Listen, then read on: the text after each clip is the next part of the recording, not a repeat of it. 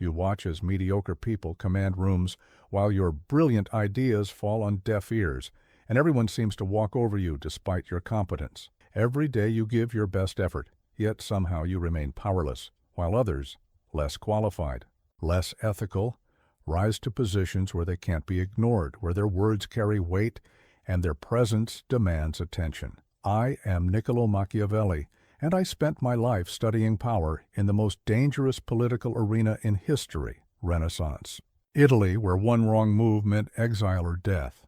What I discovered about commanding both fear and respect will transform how others see and treat you, giving you the presence that makes people listen when you speak and think twice before they cross you. The same principles that helped princes survive in palaces of intrigue can help you thrive in any environment where influence matters. But first, like this video, subscribe for more timeless wisdom and comment below where you're watching from. I want to know which corner of the world is ready for true power. I was born into a world where power meant survival and weakness meant death. Florence in 1469 was not the romantic Renaissance city you imagine from paintings and poetry. It was a viper's nest of competing families, shifting alliances, and brutal political calculations where one miscalculation could cost you everything you held dear. My father, Bernardo, was a lawyer, learned but powerless. I watched him navigate the treacherous waters of Florentine society, always careful, always deferential to those who held real influence. He possessed intelligence and integrity, yet these virtues earned him nothing but modest respect from those who mattered. The Florentine Republic seal hung in our modest home, a reminder of the system we served but could never truly control. From my earliest years, I observed something crucial. Good people finished last. The Medici family had ruled Florence through a combination of wealth, strategic marriages, and carefully applied fear. When Giuliano de' Medici was assassinated in the Pazzi conspiracy, I was 9 years old. I watched the aftermath unfold, not through the sanitized accounts you read in histories, but through the whispered conversations of adults who understood that politics was warfare by other means. The conspirators thought they could eliminate Medici power through violence. They were wrong. Lorenzo de' Medici, Giuliano's brother, survived the attack and responded with such swift, brutal efficiency that the lesson burned itself into my young mind forever. He didn't just punish the conspirators. He destroyed their families, their supporters, and anyone who had shown them sympathy. Within months, bodies hung from the windows of the Palazzo della Signoria as a reminder of what happened to those who challenged established power. But here's what fascinated me. The people loved Lorenzo more after this display of ruthless strength. They didn't recoil in horror. They felt safer. They respected a leader who could protect them by demonstrating what happened to enemies. This was my first glimpse into the counterintuitive nature of human psychology regarding power. When the Medici were eventually expelled from Florence in 1494, I saw opportunity where others saw chaos. The new republic needed administrators who understood both the old system and the new possibilities. At 25, I secured a position in the chancery, not through family connections or inherited wealth, but by demonstrating that I understood how power actually worked rather than how people wished it worked. My colleagues were mostly well-meaning men who believed that good governance would naturally lead to respect and authority. They drafted beautiful documents about justice and civic virtue while completely failing to understand why neighboring states ignored our diplomatic protests and why our own citizens showed more fear of foreign princes than of their own government. Learned my first practical lesson in power dynamics during a minor territorial dispute with Pisa. Our government sent polite letters requesting compliance with trade agreements. Pisa ignored them completely. When we finally sent troops, not to fight, but simply to be visible on the border, Pisa immediately sent negotiators. The lesson was unmistakable. Our words carried weight only when backed by the implicit threat of consequences. This experience shaped my understanding of a fundamental truth. Respect without fear is merely politeness, and politeness is worthless in any serious competition for resources, position, or influence. Those early years in the Florentine administration taught me that good intentions, moral righteousness, and even superior competence meant nothing if you couldn't make people believe that crossing you would cost them more than cooperating with you. I began to study not just what successful leaders said, but how they carried themselves, how they managed information, and most importantly, how they made others feel in their presence. The patterns became clear. Those who commanded both fear and respect had mastered the art of controlled unpredictability, strategic distance, and calculated displays of capability. These foundations would serve me well when I encountered the most feared man in Italy, Cesare Borgia. In 1502, the Florentine Republic sent me on a diplomatic mission that would reshape my entire understanding of power. I was to observe and report on Cesare Borgia, Il Valentino, a man whose very name made seasoned warriors uncomfortable and whose reputation preceded him like a dark storm across Italy. I arrived at his court expecting to meet a brutal tyrant, surrounded by sycophants and maintained through sheer terror. Instead, I encountered something far more sophisticated and infinitely more dangerous. Borgia had mastered the delicate art of inspiring both fear and genuine admiration simultaneously, a combination I had never witnessed in such perfect balance. The first thing that struck me was how he controlled every aspect of his presence. When Borgia entered a room, conversations didn't just pause, they died completely. But this wasn't the uncomfortable silence that follows a bully's arrival. It was the focused attention given to someone whose next words might determine your fate. His dagger, an ornate but clearly functional weapon, hung at his side not as decoration, but as a reminder of capability. Everyone in his presence understood that this man had killed personally and would do so again without hesitation. Yet, here's what separated Borgia from mere brutes. People genuinely wanted his approval. His soldiers didn't just follow orders, they competed for his recognition. Local nobles didn't merely submit to his authority, they sought his favor. I watched him conduct meetings where subordinates hung on his every word, not just from fear of punishment, but from genuine desire to please someone they respected. How did he achieve this psychological dominance? Through a combination of strategic unpredictability and demonstrated competence that I began to document meticulously. Borgia never allowed anyone to fully predict his reactions. A subordinate who expected harsh punishment for failure might receive thoughtful guidance instead. A loyal supporter anticipating reward might face unexpected criticism. This kept everyone constantly aware that their understanding of the situation was incomplete and that Borgia possessed knowledge and judgment beyond their comprehension. But the unpredictability was never random. I observed that his seemingly inconsistent responses always served larger strategic purposes. When he showed unexpected mercy, it was to demonstrate magnanimity that would be remembered and discussed. When he delivered harsh punishment, it was calibrated to send specific messages to specific audiences.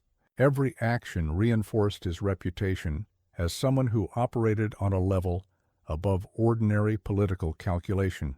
During my months at his court, I witnessed Borgia eliminate a threat in a way that perfectly illustrated his method. A local lord named Oliverotto had been showing signs of disloyalty, gathering support among other regional leaders for potential resistance. Rather than simply ordering his execution, which would have been effective but crude, Borgia invited Oliverotto and his supporters to a feast celebrating their recent victories. The evening proceeded normally until Borgia rose to speak. In a calm, almost conversational tone, he recounted Oliverotto's recent activities with perfect accuracy, meetings he thought were secret, promises he believed were private, plans he assumed were unknown. Then, without raising his voice or changing his demeanor, Borgia ordered Oliverotto's immediate execution. The brilliance of this approach became clear in the aftermath. Oliverotto's supporters, who might have become martyrs for his cause, instead became terrified witnesses to Borgia's omniscience and efficiency. They didn't just abandon their resistance, they became eager to prove their loyalty to someone who clearly saw everything and could strike anywhere. The message spread throughout the region.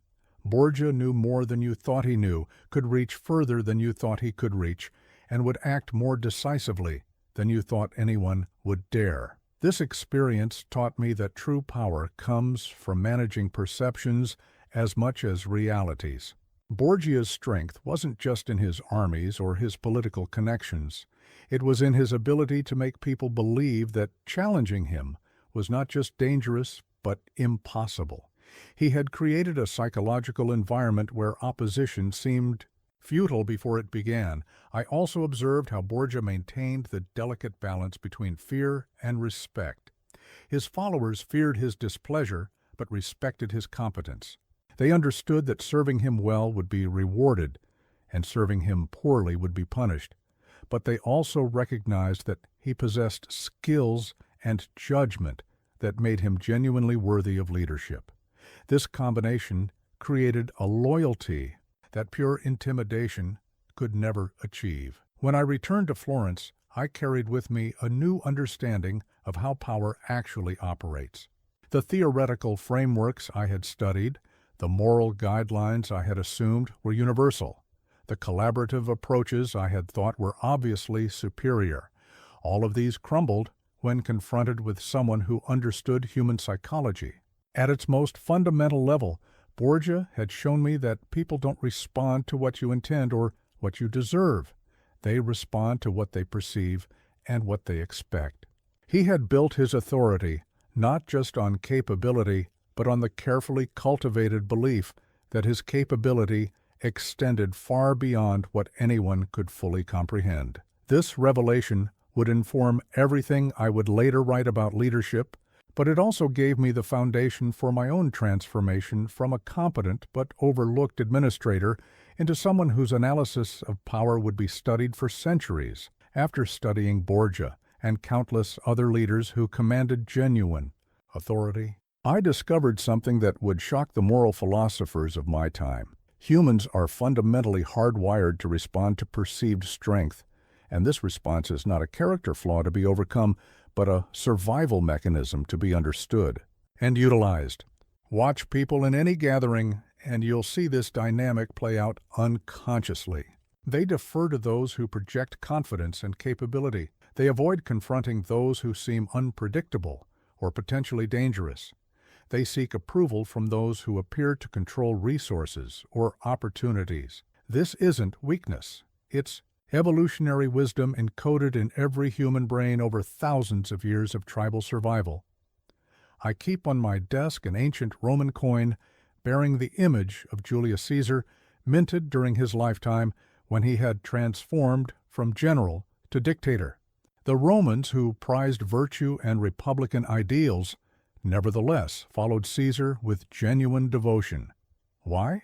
Because he had mastered the same principle I observed in Borgia, the creation of calculated fear that transforms into deep respect. Caesar's understood that fear, properly applied, creates psychological space that allows respect to flourish. When people know you possess the capability to help or harm them significantly, they pay attention to your words, consider your perspective, and seek your approval in ways they never would with someone they consider harmless. But here's the crucial distinction I learned through painful observation. There is a world of difference between being feared and being hated. Hatred creates enemies who plot your destruction. Fear, when properly calibrated, creates cautious allies who prefer cooperation to conflict. The secret lies in making people afraid of disappointing you rather than afraid of your arbitrary cruelty. During my diplomatic missions, I encountered leaders who ruled through random violence and unpredictable punishment. Their subordinates obeyed out of terror, but they also plotted constantly and celebrated privately when their leader faced setbacks. This is hatred masquerading as fear, and it always leads to eventual downfall. True fear, the kind that generates respect, comes from demonstrated competence combined with clear consequences. People should understand that crossing you will cost them because you have the capability and judgment to impose meaningful consequences, not because you're an unpredictable savage who might lash out randomly. I learned to cultivate this dynamic in my own interactions through what I call controlled intimidation. During negotiations with foreign diplomats, I would research their backgrounds, their weaknesses, their pressures from home. Then, at strategic moments in our discussions, I would demonstrate this knowledge casually, mentioning a detail about their financial situation, referencing a political challenge they faced, showing awareness of their personal concerns. This wasn't threats, it was demonstration of capability. The message was clear. I see more than you realize I see. I know more than you think I know, and I could use this information in ways that would be uncomfortable for you. The result was not hatred, but a careful respect that made them more honest in negotiations and more careful about attempting deception. The psychology behind this response is deeply rooted in how our minds assess threat and opportunity. When someone demonstrates superior knowledge, resources, or capability, our brains automatically categorize them as potentially dangerous but also potentially valuable. This creates what I call respectful wariness, the optimal mindset for productive relationships with authority figures. I observed this same dynamic in how effective military commanders managed their troops. The best leaders made their soldiers slightly afraid of disappointing them while completely confident in their protection and guidance. Soldiers under such commanders fought harder, followed orders more precisely, and showed genuine loyalty that extended beyond mere duty. In my own administrative work, I began applying these principles deliberately. When subordinates brought me problems, I would often know more about the situation than they expected. When they made commitments, I would follow up in ways that demonstrated I was tracking their performance carefully. When they exceeded expectations, I would provide recognition that made clear I noticed excellence. When they fell short, I would impose consequences that were proportional but memorable. The result was remarkable. People began to take their commitments to me more seriously. They prepared more thoroughly for meetings. They thought twice before making promises they couldn't keep. Most importantly, they started to see me as someone whose opinion mattered, because my evaluation of their performance could meaningfully impact their future opportunities. This transformation taught me that fear, properly understood, is simply heightened attention. When people are slightly afraid of disappointing you, they pay closer attention to your words, your preferences, your standards. This increased attention is the foundation of respect, because respect comes from recognition of superior judgment and capability. The ancient Romans understood this perfectly. Their emperors were revered, not despite their power to destroy, but because of their power to destroy combined with their wisdom in choosing when and how to exercise that power. The coin on my desk reminds me daily that authority comes not from being loved for weakness, but from being respected for strength wisely applied. But fear without competence is mere bullying, and competence without the ability to impose consequences is mere advisory. The magic happens when people understand that you have both the capability to significantly impact their interests and the judgment to use that capability fairly but decisively. This understanding would become the foundation for everything I would later teach about building unshakable personal authority. Through years of careful observation, I discovered that respect follows a precise mathematical relationship that most people never understand. Respect, capability, X. Perceived consequences, X. Unpredictability. Remove any element from this equation, and you get politeness at best, dismissal at worst. I learned this formula while studying the Venetian merchants, whose ledgers I examined during diplomatic missions to understand how they commanded such influence across Europe. These were not nobles born to power or warriors who ruled through violence. They were traders who had transformed commercial relationships into genuine authority through masterful application of this respect equation. A successful Venetian merchant possessed obvious capability, deep knowledge of markets, superior connections, access to resources. But capability alone made them useful, not respected.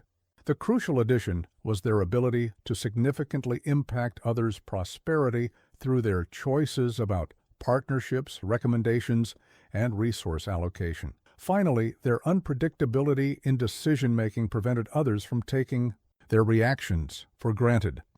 The result was a form of respect that transcended their formal authority.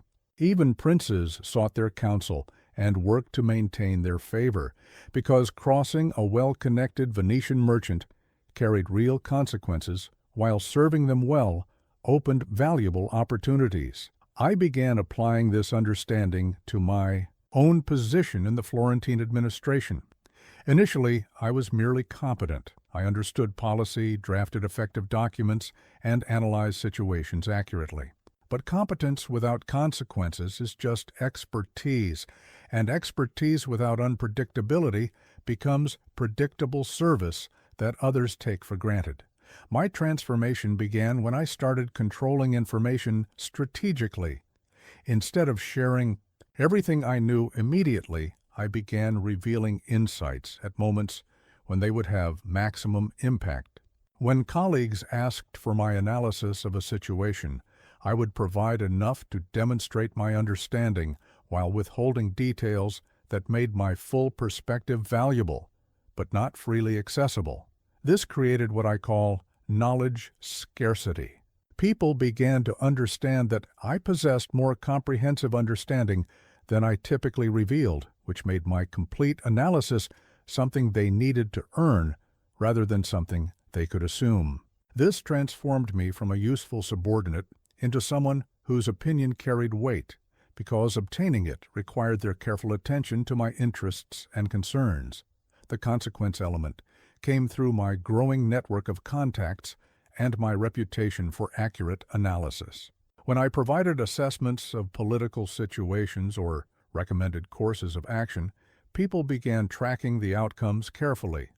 As my predictions proved accurate and my recommendations led to positive results, the cost of ignoring my advice became apparent to those who experienced the consequences of dismissing my perspective. But I learned that consequences don't always have to be negative to create respect. The most powerful form of consequence is the opportunity cost of not having access to your capabilities. When people understand that cooperation with you provides advantages they can't obtain elsewhere, they develop the same careful attention to your interests that fear of punishment creates. The unpredictability element was perhaps the most crucial for my transformation. Previously, my colleagues always knew how I would respond to different situations. I was reliable, which made me useful, but not compelling. I began introducing controlled variation in my reactions and availability. Sometimes I would be immediately helpful when approached with problems. Other times I would be too busy with other priorities to provide immediate assistance. Occasionally I would offer insights that went far beyond what was requested. Sometimes I would ask probing questions that revealed the inadequacy of others. Analysis before providing my own perspective. This unpredictability forced people to approach me more thoughtfully. They couldn't assume that casual requests would receive automatic accommodation. They couldn't predict whether I would provide basic answers or comprehensive analysis. This uncertainty made every interaction with me require their careful consideration of how to present their needs and what they might offer in return. The mathematical precision of this respect equation became clear through its results. Colleagues who had previously assigned me tasks began asking for my opinion on their approaches. Superiors who had barely acknowledged my existence began seeking my private counsel on sensitive matters. Foreign diplomats who had ignored the juniors Administrator began requesting specific meetings with me, but I also observed the catastrophic results when people misapplied this equation. Colleagues who tried to create respect through arrogance without demonstrating superior capability quickly became isolated and ineffective. Others who possessed obvious competence but never imposed any consequences for how they were treated remained perpetually taken for granted. Most tragically, I watched capable people destroy their own authority by becoming too predictable. They would always say yes to requests, always provide their best work immediately, always respond with the same helpful attitude regardless of how they were approached. Their consistency made them valuable but not respected, useful but not influential. The Venetian merchants understood that respect requires people to invest effort in maintaining their relationship with you. When your response is guaranteed regardless of their behavior, they have no incentive to consider your interests carefully. When your cooperation requires their thoughtful attention to your concerns, they develop the mental habits that constitute genuine respect. This equation also revealed why some people command respect despite limited formal authority, while others, with significant power, struggle to earn genuine regard. Respect comes from the individual calculation that each person makes about the costs and benefits of their relationship with you. When you control variables that matter to them, and when your responses are significant but not entirely predictable, you create the psychological dynamic that generates authentic respect. Understanding this equation transformed not just my professional relationships, but my entire approach to human interaction. I stopped trying to earn respect through kindness alone and started building it through demonstrated value, combined with controlled access and strategic unpredictability. In Lorenzo de' Medici's private study, I once examined his chess set, each piece carved from ivory and obsidian, representing the eternal struggle between calculated moves and hidden intentions. Chess taught me something profound about strategic unpredictability. The most powerful moves are those your opponent cannot anticipate, yet when revealed, demonstrate a logic so superior that resistance becomes futile. Predictability is the death of influence. When people can accurately forecast your reactions, they lose the psychological tension that creates respect. They begin to take your responses for granted, planning around your known patterns rather than working to maintain your favor. I learned this painful lesson early in my administrative career when my consistent helpfulness made me invisible. My colleagues knew exactly how I would respond to any request, thoroughly, promptly, and with good humor, regardless of how they approached me. This reliability made me useful, but utterly forgettable. They would assign me tasks without consideration for my schedule, interrupt my work without apology, and expect immediate accommodation without offering anything in return. My predictability had transformed me into a resource they could exploit rather than a person they needed to respect. The transformation began when I started introducing controlled variation into my responses. When someone approached me with a routine request, instead of immediately agreeing, I might pause thoughtfully and say, "Let me consider whether this fits with my current priorities." This simple change, creating a moment of uncertainty about my response, forced them to think about how to present their request more persuasively. Strategic unpredictability doesn't mean random behavior. Every variation must serve a larger purpose while maintaining your overall credibility and competence. I developed what I call calculated inconsistency, systematic variation in my availability, responsiveness, and level of accommodation that kept others slightly uncertain about how to approach me while reinforcing my value. For example, when colleagues requested my analysis of political situations, sometimes I would provide comprehensive written reports that exceeded their expectations. Other times I would offer brief verbal insights that left them wanting more detailed perspective. Occasionally I would recommend that they develop their own analysis first, then return for my review and refinement of their conclusions. This unpredictability accomplished several objectives simultaneously. It prevented people from taking my contributions for granted. It made my most comprehensive analysis feel like a special privilege rather than an automatic service. It forced them to think carefully about when and how to approach me, which increased their investment in our interactions. But the most powerful aspect of strategic unpredictability is how it creates psychological space for people to attribute greater capability to you than you may actually possess. When your responses vary in ways they cannot fully predict, people begin to assume that you are operating from knowledge or judgment that they lack. This assumption enhances your authority far beyond what consistent, predictable competence could achieve. I observed this dynamic during diplomatic negotiations where I represented Florence. Initially, foreign diplomats would approach our meetings with prepared strategies based on their assumptions about how Florentine representatives typically behaved. When I responded to their opening positions in unexpected ways, sometimes more accommodating than anticipated, sometimes more demanding, occasionally asking questions that reframed the entire negotiation, they became uncertain about their strategic approach. This uncertainty forced them to pay closer attention to my words and reactions, looking for clues about my underlying position and priorities.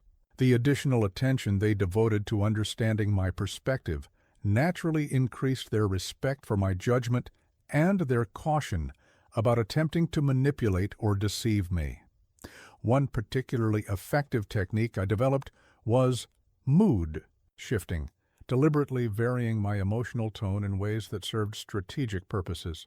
During long negotiations, I might begin with warm collegiality, shift to business-like focus when discussing specifics, show controlled impatience with irrelevant tangents, then return to friendly engagement when we reached productive ground. These mood shifts weren't random emotional reactions, but calculated signals that guided the negotiation's direction while keeping other participants slightly uncertain about my internal state. They had to work harder to read my responses, which made every positive signal feel more meaningful and every negative reaction more concerning. The chess set on Lorenzo's desk reminded me daily that the most powerful positions are those that your opponents cannot fully analyze. In chess, a player who telegraphs every intended move becomes easy to defeat.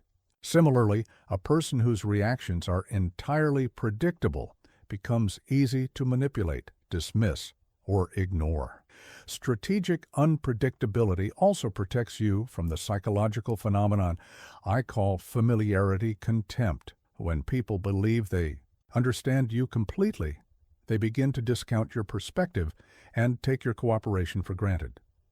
By maintaining elements of mystery and variation in your responses, you prevent this degradation of respect. However, unpredictability must be calibrated carefully. Too much variation destroys trust and makes people avoid you rather than respect you. The goal is not to be random, but to be complex, to respond in ways that demonstrate depth of judgment and consideration that others cannot immediately comprehend. I learned to vary my unpredictability itself, sometimes being quite consistent, for periods to establish baseline expectations, then introducing strategic variations that reminded people not to take my patterns for granted. This meta-level unpredictability, being unpredictable about when you'll be unpredictable, creates the optimal psychological dynamic for maintaining others' respectful attention. The ultimate goal of strategic unpredictability is to make people approach you with the same careful consideration they would show to someone whose response could significantly impact their interests. When they cannot predict your reaction, they must invest more thought in how to present their requests, more attention in interpreting your responses, and more effort in maintaining your favorable regard.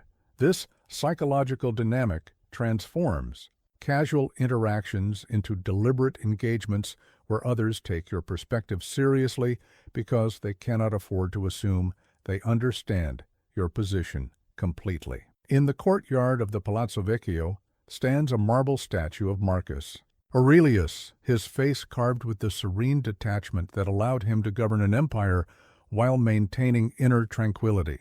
That statue taught me one of the most counterintuitive lessons about commanding respect.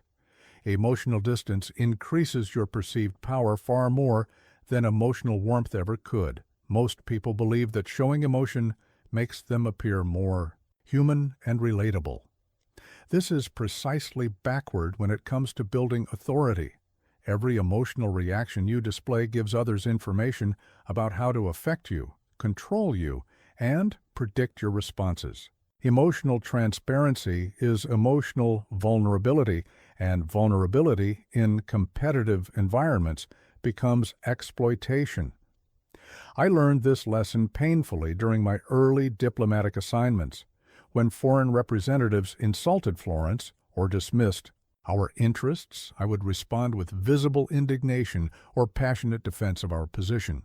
My emotional investment in these interactions made me predictable and, worse, made it clear that they could manipulate my responses by adjusting their level of provocation. Experienced diplomats would deliberately test my emotional triggers early.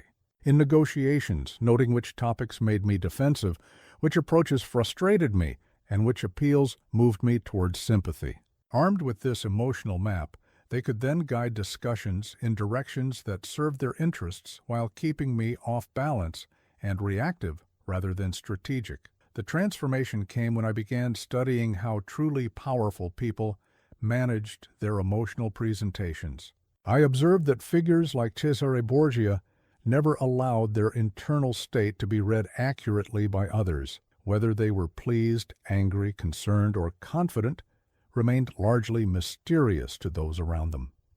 This emotional opacity created a psychological barrier that forced others to work harder to understand their position and made every revealed emotion carry greater weight.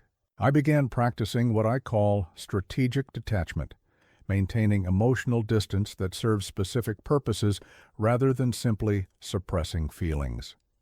When someone attempted to provoke me during meetings, instead of responding with passion, I would pause slightly, regard them with calm attention, and respond in measured tones that addressed their content while ignoring their emotional manipulation. This calculated coolness accomplished something remarkable. It made my eventual emotional expressions far more impactful. When someone who typically maintained composed professionalism showed even slight irritation or enthusiasm, others paid intense attention because these rare glimpses seemed to reveal genuine importance rather than casual reaction. But calculated coldness extends far beyond managing anger or excitement. The most powerful application involves controlling your accessibility and warmth in ways that make others work for your positive regard. When you provide immediate emotional warmth to everyone regardless of their behavior toward you, that warmth becomes meaningless. When you reserve genuine enthusiasm for those who have earned it through their actions, every expression of approval becomes valuable. I developed a systematic approach to emotional calibration based on others' treatment of me and my assessment of strategic value. Casual acquaintances received polite but distant professionalism. Those who showed respect for my time and perspective earned measured warmth. Individuals who demonstrated genuine value in our relationship received more authentic emotional engagement, but always in controlled doses that maintained their appreciation for access to my genuine reactions. The key insight is that most people are emotionally promiscuous. They give away their reactions freely without considering the strategic value of emotional scarcity. When you make others work for signs of your approval, concern, or enthusiasm, those emotions become currency that others will invest effort to obtain. Strategic silence became one of my most powerful tools. When others expected immediate responses to their statements or proposals, I would often pause significantly before replying, using that silence to create psychological pressure while demonstrating that their words required my careful consideration rather than automatic reaction. These pauses served multiple purposes. They made others slightly uncomfortable, forcing them to wonder about my assessment. They gave me time to formulate responses that served my interests. And they established that my reactions were deliberate rather than impulsive.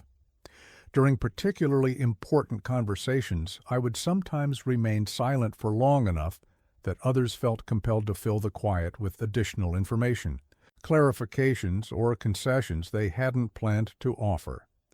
The discomfort of silence in social situations is so strong that most people will reveal more than they intended rather than endure extended quiet. This technique proved especially effective in negotiations where others expected emotional engagement with their proposals.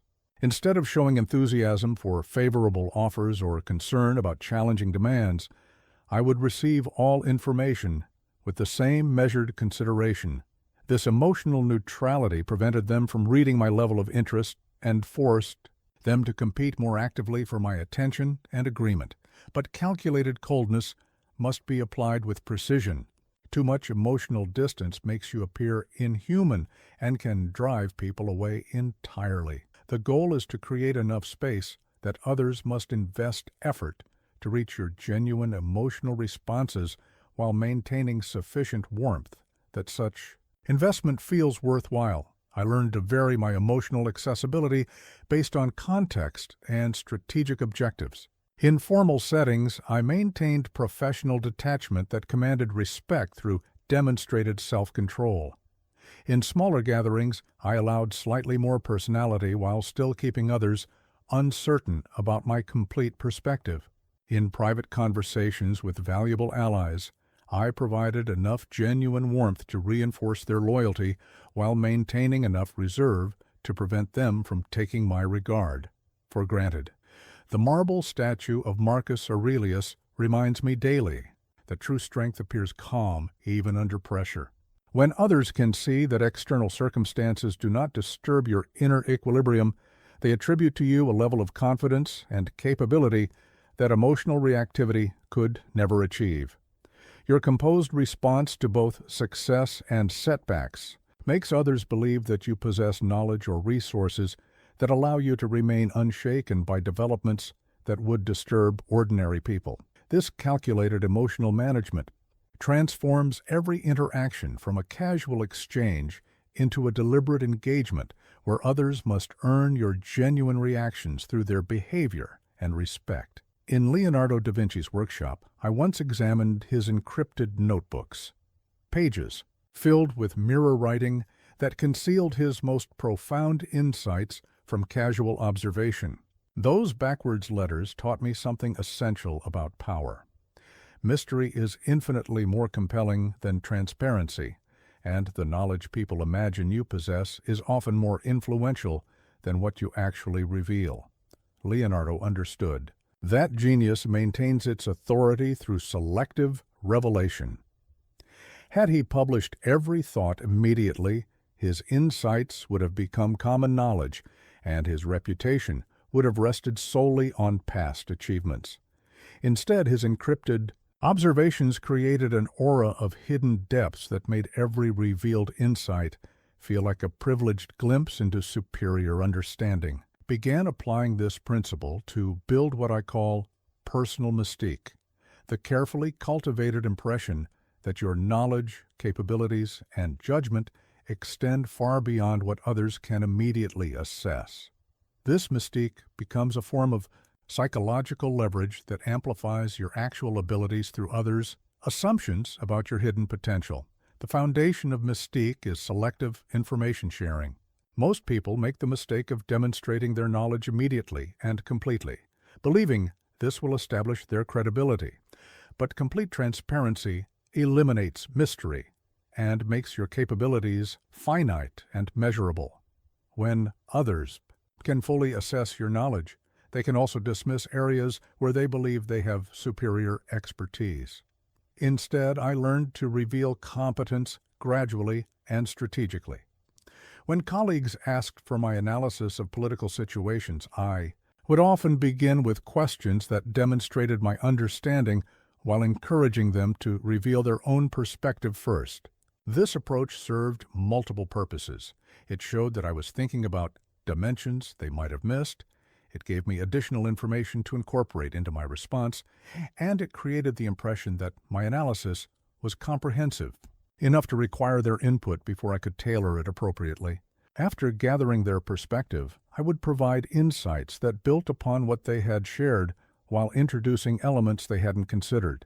This technique made my knowledge appear adaptive and comprehensive rather than rigid or limited.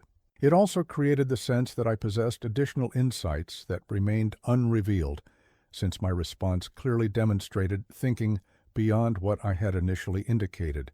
The management of information about your background and experience is equally crucial for building mystique. I discovered that specific details about past achievements are less impressive than vague references to interesting experiences that allow others' imaginations to fill in impressive possibilities. When people asked about my diplomatic missions rather than providing complete accounts, I would mention intriguing fragments that suggested more significant involvement than I explicitly claimed.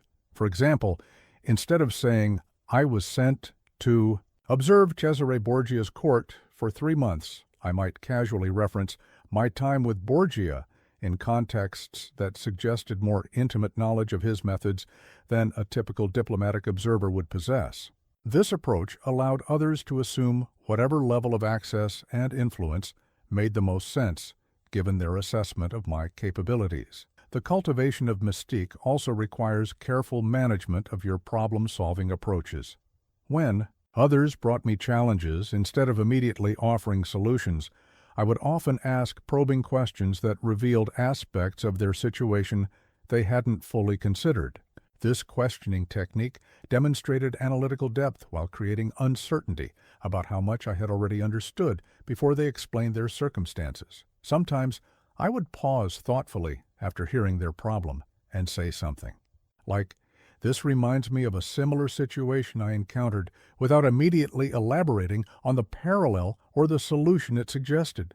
This created anticipation for my eventual response while implying that I had access to relevant experience they lacked. When I did offer solutions, I would present them as natural conclusions from the analysis we had developed together, rather than pre-formed answers I had immediately recognized. This approach made my problem-solving ability appear systematic and transferable, rather than dependent on specific prior knowledge. Physical environments can also enhance mystique when managed strategically. I arranged my workspace to include books in languages others couldn't read, correspondence with recognizable names that suggested interesting connections, and documents that were clearly important but not immediately identifiable. These environmental cues created subtle impressions of intellectual depth and influential relationships without requiring explicit claims. The key to effective mystique is making others feel that understanding you completely would require more time and attention than they have currently invested. Every interaction should leave them with the sense that additional conversations would reveal more interesting insights, capabilities, or perspectives. This ongoing sense of undiscovered potential keeps them engaged and respectful in ways that complete transparency could never achieve. However, mystique requires substance to support it long term. You cannot build lasting influence on pure suggestion without underlying competence. The mystery must be backed by real knowledge and capabilities that justify others' assumptions about your hidden depths. When people eventually gain deeper access to your thinking, they should discover that their positive assumptions were conservative rather than excessive. I learned to balance revelation and concealment by sharing enough genuine insight to validate others' interest while maintaining enough reserve to prevent complete assessment. This balance keeps people engaged without allowing them to conclude that they have fully understood your potential contribution to their interests. The encrypted notebooks in Leonardo's workshop demonstrate perfectly how mystique operates. The knowledge that something valuable lies hidden creates more psychological impact than immediate access to that knowledge would provide.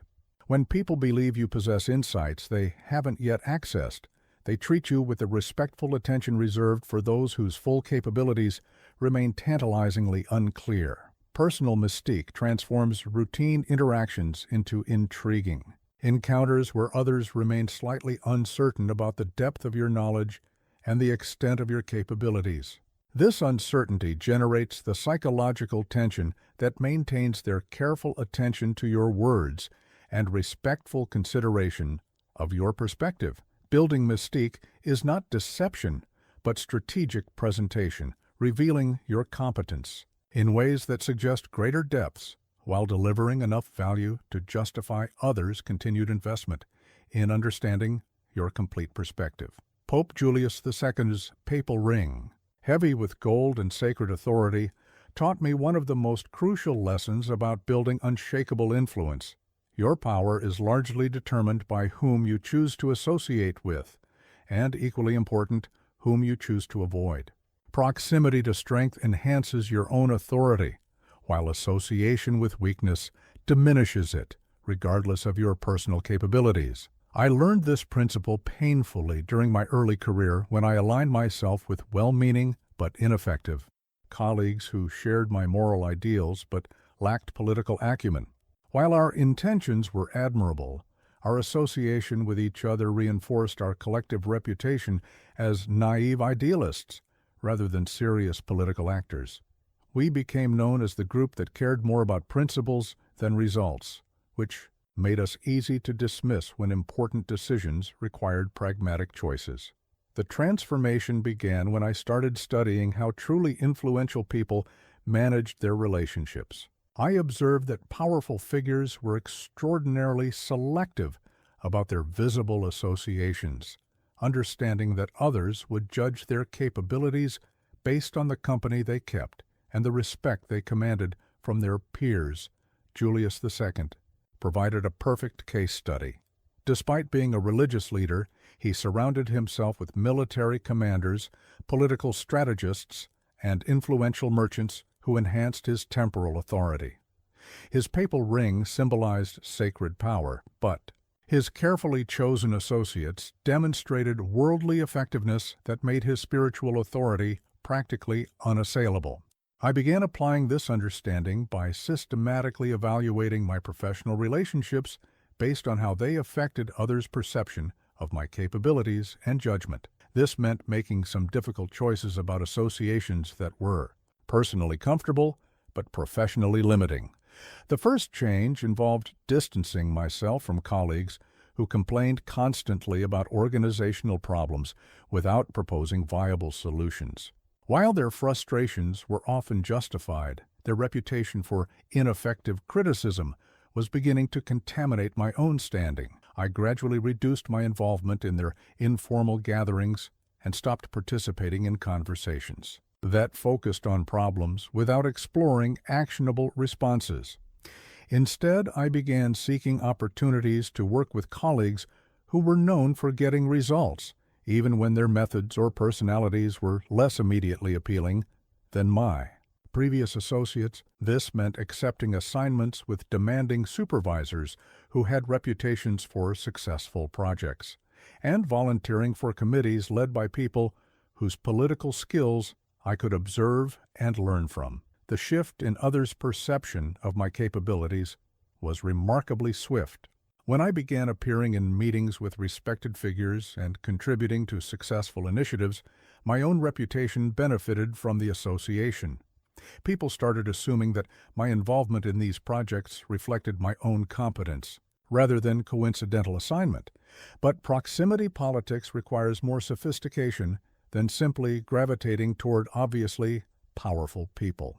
True strategic relationship building involves identifying individuals whose influence is growing before it becomes apparent to everyone else, and positioning yourself to benefit from their rise while contributing to their success. I developed a systematic approach to evaluating potential associations based on 3 criteria. Competence: did they consistently produce results? Trajectory: was their influence expanding or contracting?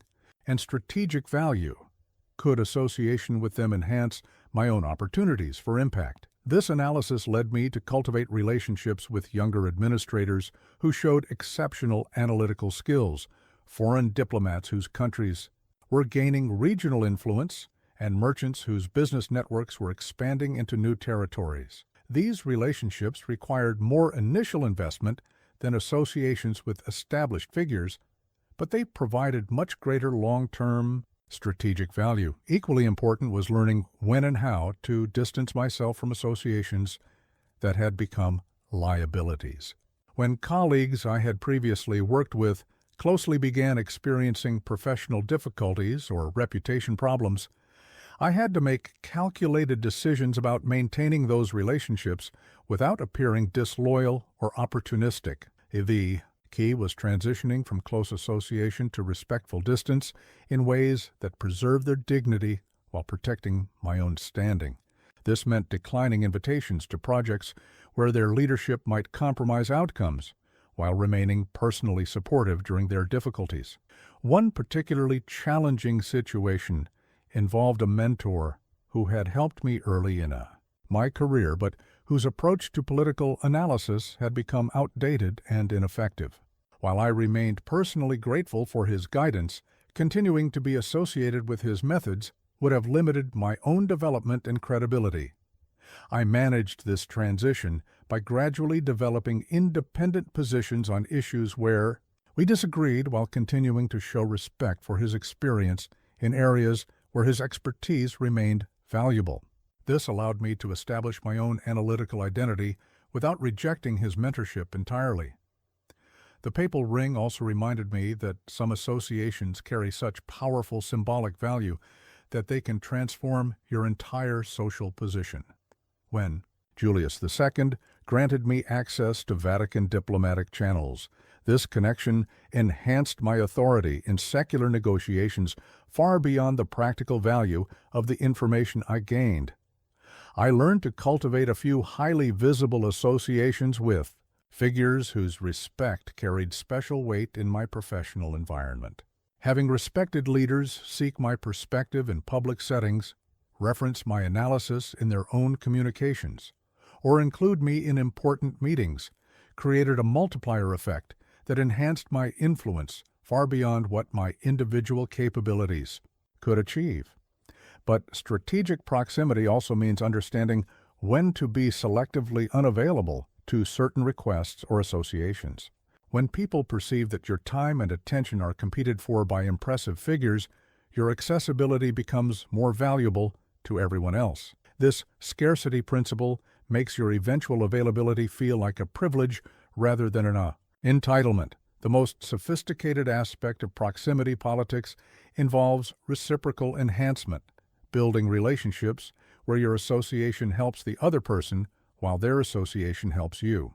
These mutually beneficial connections are more sustainable than one-sided attempts to benefit from others' influence without contributing comparable value. I developed several such relationships with diplomats, merchants, and administrators where my analytical insights helped them make better decisions while their practical experience and connections enhanced my understanding and opportunities. These partnerships created compound benefits that strengthened both parties' positions while making our association valuable to maintain. The politics of proximity ultimately teaches that influence is not just individual achievement, but collective. Positioning. Your authority comes not only from your personal capabilities, but from others' assessment of your judgment based on whose respect you command and whose company you keep. The Condottiero's battle armor that hung in my study served as a daily reminder of a crucial truth. The capacity for force is far more powerful than force itself. That steel breastplate, worn by mercenary captains who understood warfare intimately, taught me that controlled aggression, the ability to show your teeth without biting, creates respect that pure diplomacy could never achieve. Most people misunderstand aggression entirely. They either avoid it completely, believing that conflict is always destructive, or they apply it crudely, creating enemies rather than establishing boundaries. True controlled aggression is surgical, precisely applied pressure that establishes your position while leaving others a path to dignified compliance.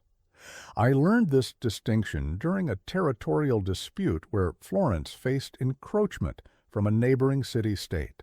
Our initial response was purely diplomatic, polite requests for compliance with existing agreements. When these were ignored, our government's instinct was to escalate directly to military confrontation. I proposed a middle approach that would demonstrate our capacity for force while providing an opportunity for face-saving resolution. Instead of immediately deploying troops for battle, we positioned them visibly near the disputed territory during a period when the opposing city was celebrating a religious festival. The message was clear. We possessed the capability to enforce our position, but we were choosing restraint that allowed them to reconsider their encroachment during a time when backing down could be presented as devotion to peaceful celebration rather than submission to pressure. This controlled demonstration achieved what pure diplomacy could not: immediate recognition of our seriousness combined with a pathway for the other party to comply without humiliation. They withdrew from the disputed territory within days, citing their desire to focus on religious observances rather than territorial disputes. The lesson was unmistakable. Showing capability without using it creates psychological pressure that achieves compliance while preserving relationships. If we had attacked immediately, we would have won the territory but created a permanent enemy. If we had continued purely diplomatic protests, we would have been ignored indefinitely. Controlled aggression provided a third option that combined effectiveness with strategic restraint. I began applying this principle to personal interactions through what I call calibrated confrontation. When people treated me with disrespect or attempted to impose unreasonable demands, instead of either accepting the treatment or responding with anger, I would demonstrate controlled pushback that established boundaries without escalating to destructive conflict. For example, when a colleague repeatedly interrupted me during meetings, rather than either tolerating the behavior or creating a dramatic confrontation, I began using a technique I developed called authoritative pause. When interrupted, I would stop speaking completely, turn to look directly at the interrupter with calm attention, and wait in silence until they finished their comment. Then I would say, as I was explaining, and continue exactly where I had left off. This response accomplished several objectives simultaneously. It made the interruption socially awkward for the other person without creating a verbal battle. It demonstrated that I would not allow my contributions to be dismissed casually. It showed everyone present that I possessed enough self-control to respond to disrespect without losing composure. Most importantly, it established that attempting to steamroll me would require more effort than allowing me to finish my thoughts. The physical aspects of controlled aggression are equally important. I learned to adjust my posture, voice tone, and eye contact in ways that communicated strength without appearing threatening. When someone attempted to pressure me into immediate decisions, I would straighten slightly, lower my voice rather than raising it, and maintain steady eye contact, while saying something like, "I'll consider that," and provide my response when I've had time to evaluate it properly. This physical presentation sent a clear message. I was not intimidated by their pressure tactics, I would not be rushed into hasty decisions, and I possessed enough confidence in my position to resist their urgency. The lowered voice was particularly effective because it forced them to pay closer attention to my words, while demonstrating that I felt no need to compete for volume or emotional intensity. Verbal controlled aggression requires even more precision. The goal is to establish your position firmly while leaving the other person room to adjust their approach without losing face. I developed several phrases that accomplished this balance. "I think you may have misunderstood my position on this," instead of "you're wrong," "that doesn't align with my assessment," rather than "that's stupid," "I see this differently," instead of "you don't know what you're talking about." These formulations accomplish something crucial. They establish disagreement. without attacking the other person's competence or character. This allows them to modify their position in response to your pushback without feeling that compliance represents personal defeat. The timing of controlled aggression is perhaps most critical. Applied too early in relationships, it can prevent trust from developing. Applied too late, it appears reactive rather than confident. The optimal moment is when someone first tests your boundaries through behavior that would establish a negative precedent if left unchallenged. I learned to recognize these testing moments and respond immediately but proportionally. When new colleagues made assumptions about my availability, workload, or decision-making authority, I would correct these assumptions quickly but without hostility. This early boundary setting prevented larger conflicts later while establishing that I required respectful treatment from the beginning of our working relationship. The armor in my study reminded me daily that strength openly displayed often prevents the need for actual combat. When people understand that you possess the capability and willingness to defend your interests, they naturally adjust their behavior to avoid triggering that response. This creates a dynamic where your controlled aggression actually reduces conflict rather than increasing it. But controlled aggression must be backed by genuine capability and resolve. If your demonstrations of strength are revealed to be bluffing, your authority collapses completely. The condottiero who wore that armor could afford to display it confidently because he possessed the skill and determination to use it effectively. If necessary, similarly, your controlled aggression must be supported by real consequences you can impose if your boundaries are not respected.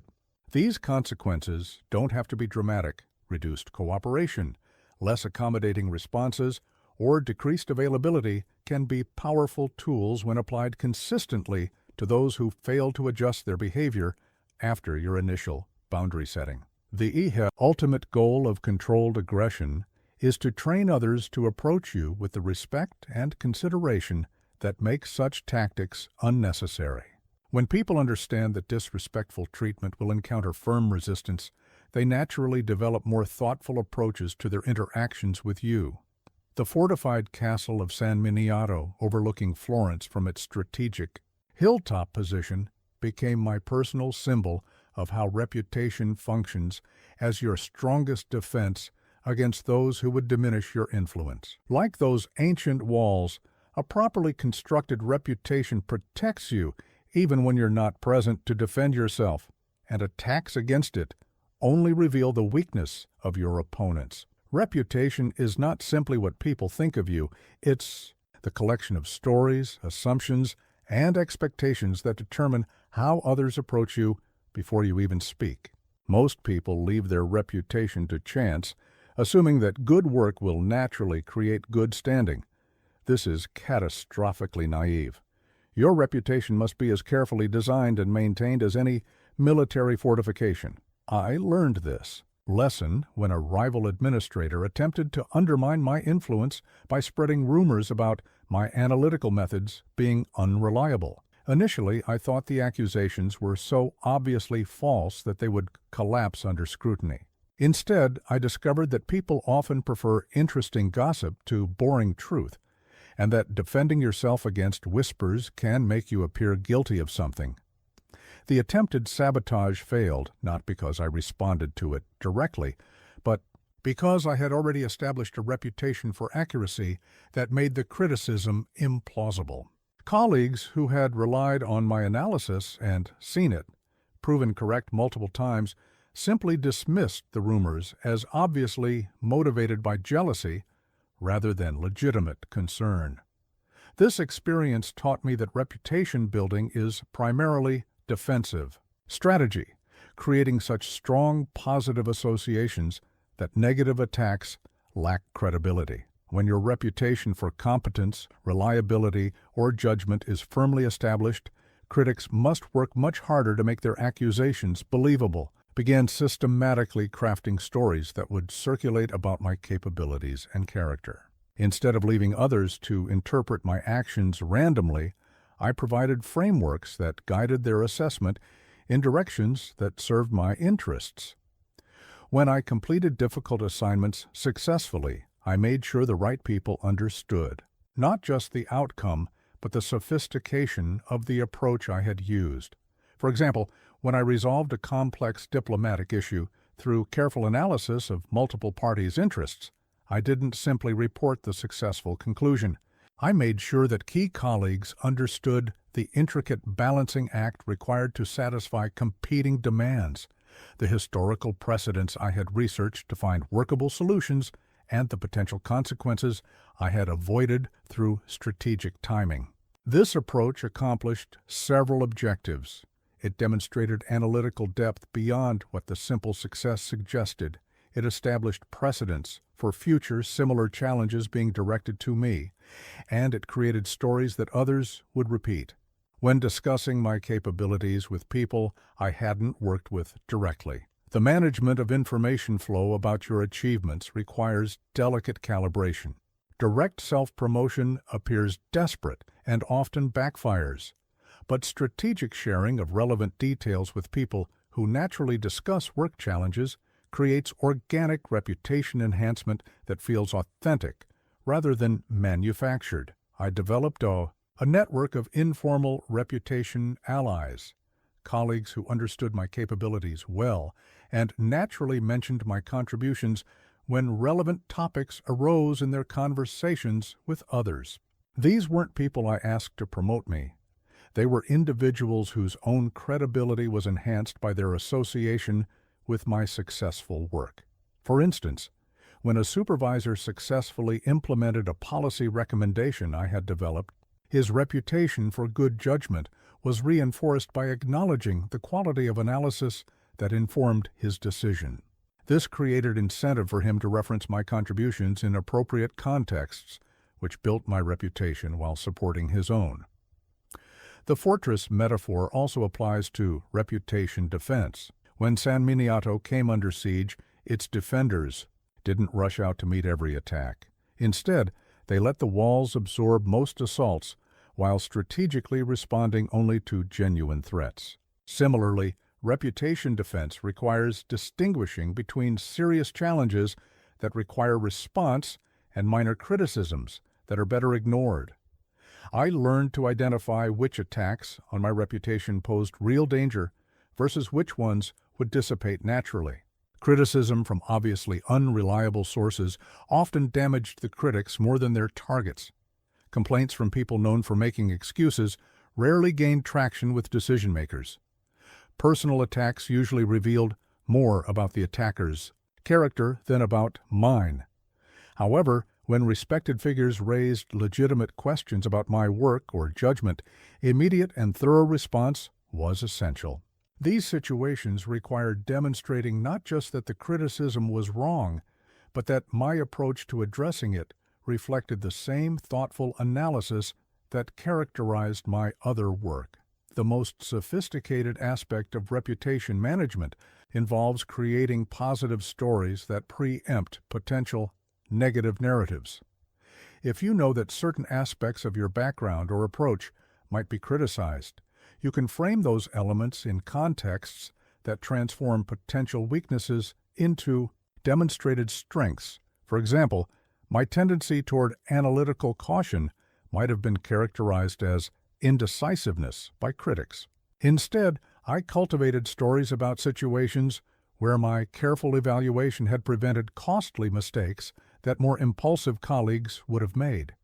This reframed the same behavioral pattern from hesitation into prudent risk management. The Castle of San Miniato also demonstrated that the best fortifications are those that appear so strong that attacking them seems pointless. When your reputation for competence in specific areas becomes widely established, people stop questioning your judgment in those domains and start seeking your guidance instead. I focused on building unassailable expertise in political analysis, where my track record of accurate predictions and successful policy recommendations became so well documented that challenging my assessments in this area required critics to present extraordinarily compelling alternative evidence. This concentrated reputation building created what I call Expertise gravity. When your competence in one area becomes widely recognized, people naturally assume you possess superior judgment in related areas as well. My reputation for political analysis enhanced others' respect for my administrative recommendations, diplomatic insights, and strategic planning capabilities. But reputation requires ongoing maintenance and evolution, like fortress walls that need regular reinforcement. Your professional standing must be continuously supported by new evidence of your capabilities and refined to address changing circumstances or expectations. I made sure that my reputation stayed current by seeking opportunities to demonstrate competence in emerging areas of importance while maintaining my established strengths. When new types of challenges became prominent in Florentine politics, I positioned myself to contribute innovative solutions that built upon my existing reputation while extending it into new domains. The fortress of reputation ultimately serves as a force multiplier that amplifies your actual capabilities through others' expectations and assumptions. When people approach you believing that you possess superior judgment and ability, they pay closer attention to your words, give greater weight to your recommendations, and show more respect for your time and perspective. This psychological advantage transforms routine interactions into opportunities to reinforce your influence while making it much more difficult for competitors to diminish your standing through direct challenge or subtle undermining. Sun Tzu's manuscript of The Art of War, which I studied intensively during my diplomatic missions, taught me that the supreme excellence consists in breaking the enemy's resistance without fighting. This ancient wisdom became the foundation for my understanding of psychological warfare, the art of winning through mental dominance rather than direct confrontation. Most people approach conflicts as if they were purely logical debates where the best argument should prevail. This misunderstands human psychology completely. People make decisions based on emotion, then use logic to justify choices they've already made for psychological reasons. Master the psychological dimension, and the logical arguments become merely supporting evidence for conclusions you've already guided them toward. My first lesson in applied psychological warfare came during negotiations with Pisan representatives over trade disputes. The Pisans arrived expecting traditional diplomatic discussion where both sides would present positions and seek compromise through rational discourse. Instead, I began the meeting by demonstrating casual knowledge of internal Pisan political tensions that they assumed were secret. I didn't threaten to exploit this information or even reference it directly in relation to our trade issues. I simply mentioned details about their domestic challenges in passing, as if such knowledge were naturally available to anyone in my position. This immediately shifted the psychological foundation of our negotiation from their assumption of information parity to their recognition that I operated with superior intelligence about their vulnerabilities. The psychological impact was immediate and decisive. Instead of approaching our discussion as equals presenting competing interests, they began treating me as someone whose knowledge and connections might be dangerous to underestimate. This mental shift made them much more accommodating in seeking solutions that would satisfy Florence's concerns while avoiding prolonged conflict with someone who clearly understood their weaknesses. The key insight is that psychological pressure works through implication rather than explicit threat. When you demonstrate capability or knowledge that others didn't expect you to possess, their imagination fills in possibilities that are often more intimidating than any direct statement you might make. Their fear of what you might know or do becomes more powerful than specific threats, because uncertainty amplifies anxiety in ways that concrete information does not. I developed systematic approaches to identifying and exploiting psychological vulnerabilities in negotiation partners.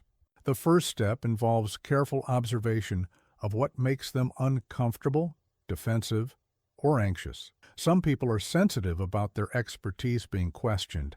Others react strongly to implications that they're not fully informed about, situations they should understand. Still others become agitated when their authority or status is subtly challenged. Once you identify these psychological trigger points, you can apply pressure through seemingly casual references that activate their insecurities. For instance, when dealing with someone who prides themselves on comprehensive knowledge, you might mention relevant information they obviously lack, then express mild surprise that they weren't already aware of it.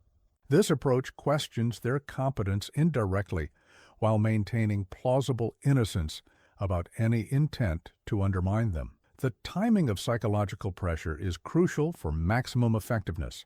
Applied too early, it can make people defensive before they've invested enough in the interaction to make withdrawal costly. Applied too late, it appears reactive rather than confident. The optimal moment is usually after they've committed to a position or a course of action that your pressure can make them reconsider.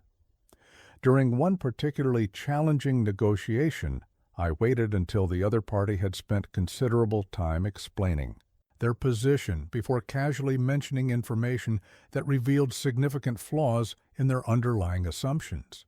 Because they had already invested substantial effort in presenting their case, acknowledging the problems I had identified would require them to admit major errors in judgment.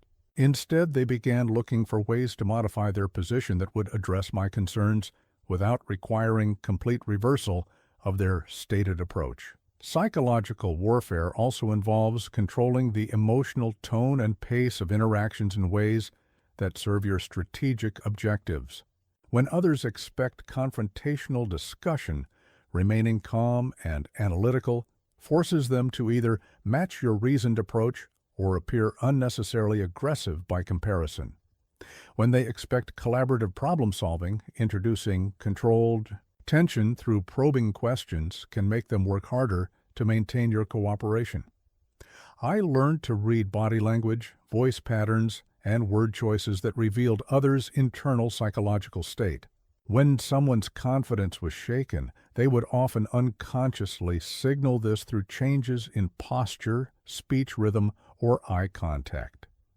Recognizing these indicators allowed me to adjust my approach, either increasing pressure when they were psychologically vulnerable or offering face-saving alternatives when they were ready to concede but needed help doing so gracefully.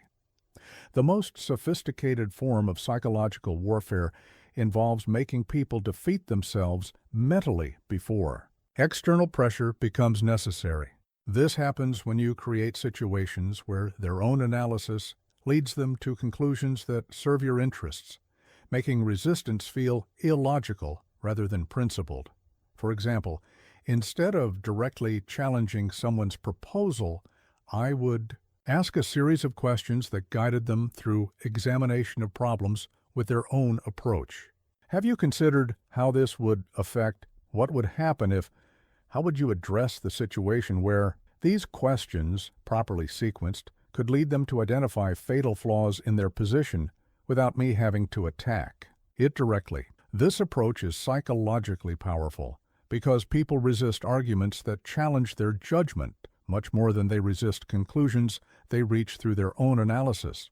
When they discover problems with their position themselves, modifying it feels like wisdom rather than submission. The ancient manuscript reminded me daily that the greatest victories are those where your opponents submit because they recognize the futility of resistance, not because you've forced them into compliance through superior firepower. This psychological submission is more complete and lasting than physical defeat because it changes how they think about challenging you in the future. But psychological warfare must be employed with strategic restraint. Used too frequently or crudely, it creates enemies who will work persistently to undermine you. The goal is not to humiliate or destroy others psychologically, but to guide them toward recognizing that cooperation with you serves their interests better than opposition.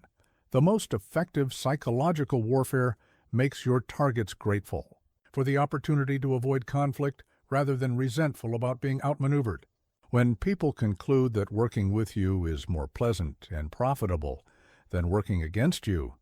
You've achieved the supreme excellence that Sun Tzu described, victory through superior positioning rather than superior force. This mental dominance becomes self-reinforcing as your reputation for psychological sophistication spreads. Others begin approaching you with greater caution and respect, understanding that direct confrontation with someone who operates at this level is likely to be costly and unpleasant regardless of the specific merits of their position. The Medici bank ledgers that I studied during my administrative work revealed something more valuable than their financial transactions. They documented a sophisticated system of favor exchange that created influence networks spanning all of Europe. Those carefully recorded obligations taught me that political capital operates like compound interest. Small investments in strategic relationships yield enormous returns when properly managed over time. Most people approach favors randomly, helping when convenient, asking when desperate, never tracking the psychological debts that determine their real influence within organizations. This casual approach wastes enormous opportunities to build systematic leverage that can transform your position from dependent employee to indispensable asset. I began treating favors as currency that required the same strategic management as any valuable resource. Every favor I provided was an investment in future leverage. Every favor I requested was expenditure of political capital that needed to generate proportional returns. This accounting approach transformed my relationships from casual social interactions into deliberate influence-building campaigns. The foundation of effective favor economy is understanding the different types of value you can provide to others. Direct task assistance is obvious but limited. You help them complete projects, meet deadlines, or solve immediate problems.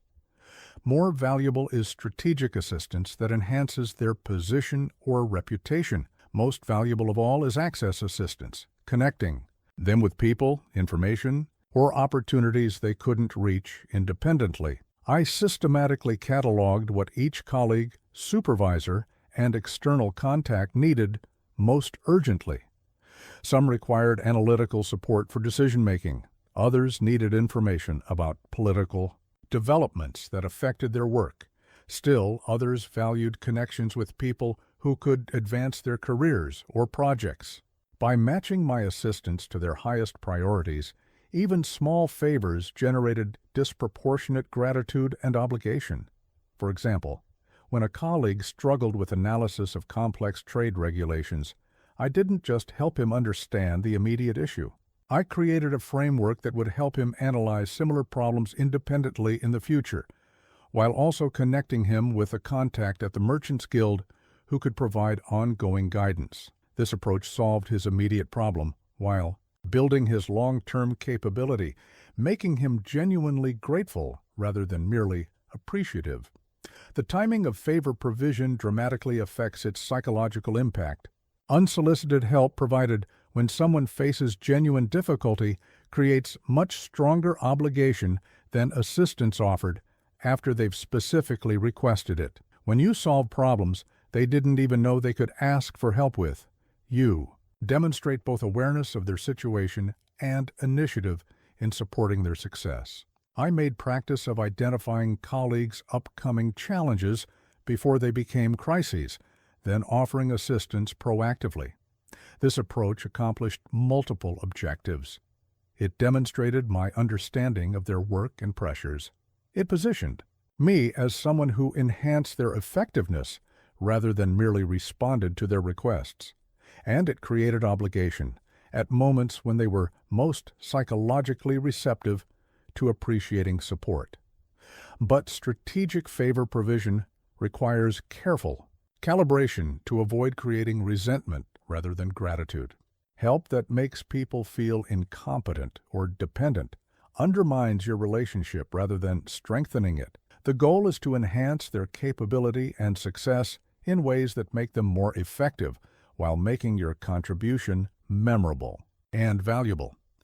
I learned to frame my assistance as collaboration rather than charity. Instead of saying, "Let me help you with that," I would say, "I've been thinking about similar issues. Would it be useful to compare approaches? This positioning made my contribution feel like intellectual partnership rather than remedial assistance, preserving their dignity while still creating obligation. The collection phase of favor economy requires even more sophistication than the investment phase. Calling in favors crudely destroys relationships and reputation. The art lies in making people want to reciprocate because maintaining your good opinion has become important to them, not because they feel trapped by explicit obligation. I rarely requested specific returns for specific favors. Instead, I created ongoing relationships where people naturally looked for opportunities to support my interests because they valued our association and wanted to maintain my continued cooperation. This approach generated more consistent and substantial returns than direct quid pro quo exchanges. The key insight is that people prefer to discharge obligations through actions that feel voluntary rather than demanded. When you've built genuine goodwill through consistent helpfulness, others will actively seek ways to reciprocate that allow them to feel generous rather than cornered. This psychological dynamic makes them more likely to provide assistance that exceeds what you might have dared to request directly. For instance, when a supervisor I had assisted with several analytical projects was promoted to a new position, he naturally thought of recommending me for interesting assignments that would advance my career. This happened not because I requested such recommendations, but because our positive working relationship made him want to continue our association in his new role.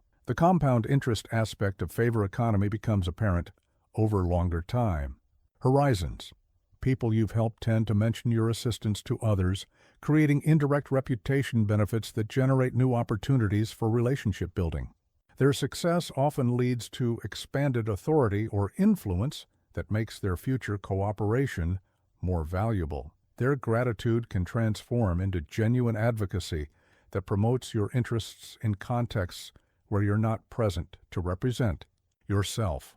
I maintained detailed but discreet records of favors provided and received, tracking not just the immediate exchanges, but the secondary effects that rippled through my professional network.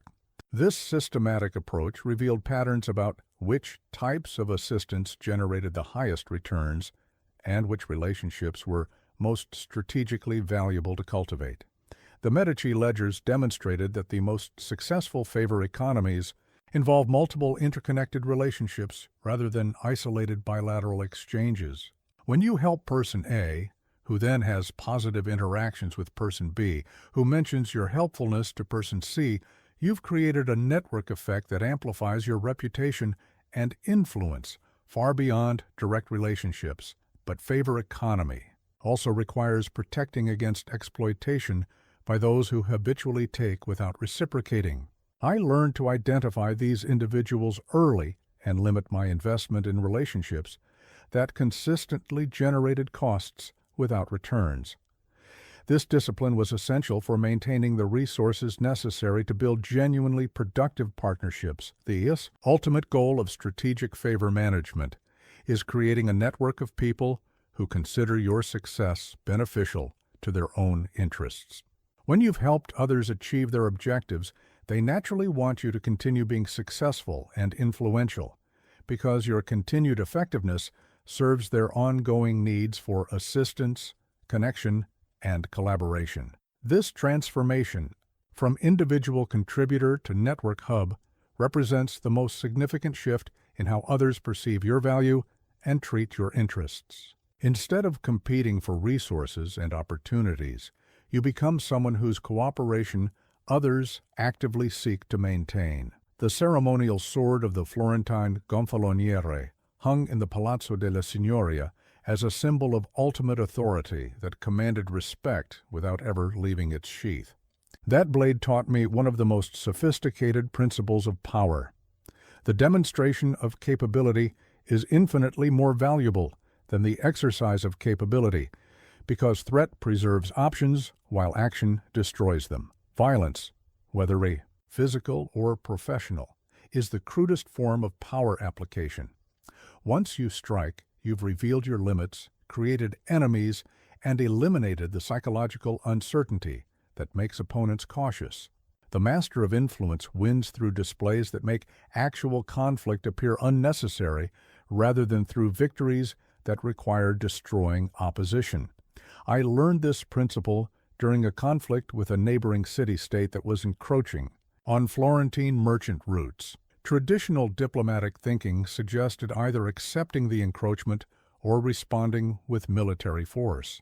I proposed a third approach that would demonstrate our capability while preserving our options and their dignity. We organized a military parade through Florence during their harvest festival, when their merchants and diplomatic observers were present in our city for trade negotiations.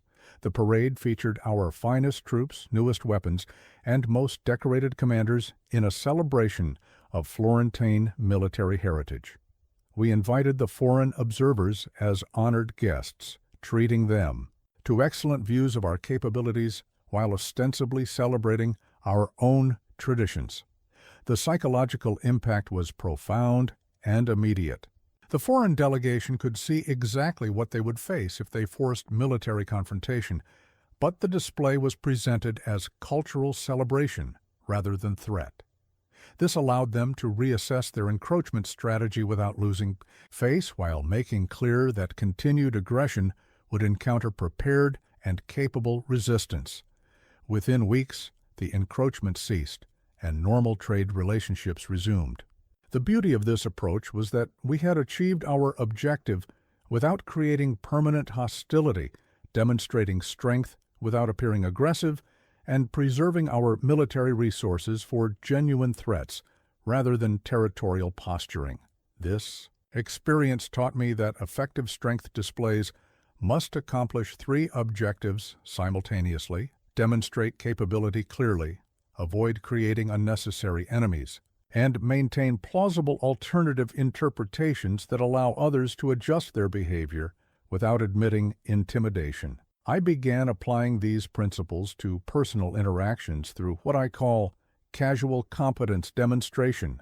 When colleagues tested my knowledge or attempted to pressure me into hasty decisions, instead of responding defensively or aggressively, I would demonstrate depth of understanding that made continued challenge seem unwise. For example, when someone questioned my analysis of a political situation, rather than defending my conclusion directly, I would casually reference additional factors I had considered, alternative scenarios I had evaluated, and potential consequences they hadn't mentioned. This approach showed that my thinking was more comprehensive than their challenge had assumed, making further questioning appear superficial rather than penetrating. The key to effective strength display is making others reach their own conclusions about your capabilities rather than forcing those conclusions through explicit demonstrations.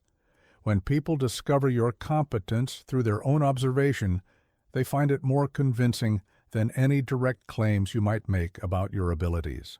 I learned to create situations where my capabilities would become apparent through natural interaction rather than staged performance. When working on group projects, I would ask questions that revealed my deeper understanding of the issues while helping others think through problems more thoroughly. This approach demonstrated expertise while appearing helpful rather than competitive. Physical presence also communicates strength without requiring aggressive behavior. I studied how truly powerful people carried themselves and discovered that confidence appears calm rather than agitated, relaxed rather than tense, patient rather than urgent. When you appear completely comfortable with challenging situations, others assume you possess resources or knowledge that justify such confidence. During tense negotiations, I would maintain relaxed posture and speak slightly more slowly than normal, conveying the impression that I felt no pressure or anxiety about the outcome. This physical calm often made opponents more nervous than aggressive posturing would have achieved, because they began wondering what advantages I possessed. That allowed such composure under pressure. The management of information becomes another form of strength display when handled strategically. Rather than revealing everything you know immediately, you can demonstrate depth of knowledge through selective disclosure that suggests much more comprehensive understanding remains available if needed. When colleagues sought my perspective on complex situations, I would often begin by asking what aspects they found most puzzling or concerning. This approach allowed me to gauge their level of understanding before providing insights calibrated to demonstrate superior analysis without overwhelming them with information they couldn't process effectively. The psychological effect of this approach was powerful. They realized I understood dimensions of the situation they hadn't considered, but they also saw that I could adjust my communication to their needs rather than simply displaying knowledge indiscriminately. This combination suggested both competence and judgment that made them more likely to seek my guidance in future situations. Strategic silence can be one of the most powerful forms of strength display. When others expect immediate responses or emotional reactions, remaining calm and thoughtful forces them to wonder about your level of concern or preparation for their challenge. This uncertainty often makes them more cautious than any direct resistance would achieve. I developed a technique I called considered response delay, where I would pause significantly before responding to aggressive questions or unreasonable demands. During this pause, I would maintain steady eye contact while appearing to evaluate not just their words, but their entire approach to the interaction. Then I would respond in measured tones that address their content while ignoring their emotional pressure tactics. This approach consistently achieved two objectives. It made clear that their pressure tactics were ineffective, and it demonstrated that I possessed enough confidence in my position to take time for thorough consideration rather than reacting impulsively to their urgency. The ceremonial sword reminded me daily that the most respected weapons are those that never need to be drawn. When your capability is obvious to everyone, the mere possibility of your displeasure or opposition becomes sufficient to influence others' behavior. This psychological leverage is far more efficient than repeated demonstrations of force, which become less impressive through repetition. But strength displays must be backed by genuine capability to maintain credibility over time. If your implied capabilities are revealed to be bluffing, your influence collapses completely. The displays must suggest accurate rather than exaggerated strength, and you must be prepared to deliver on the capabilities you've implied if circumstances require such demonstration.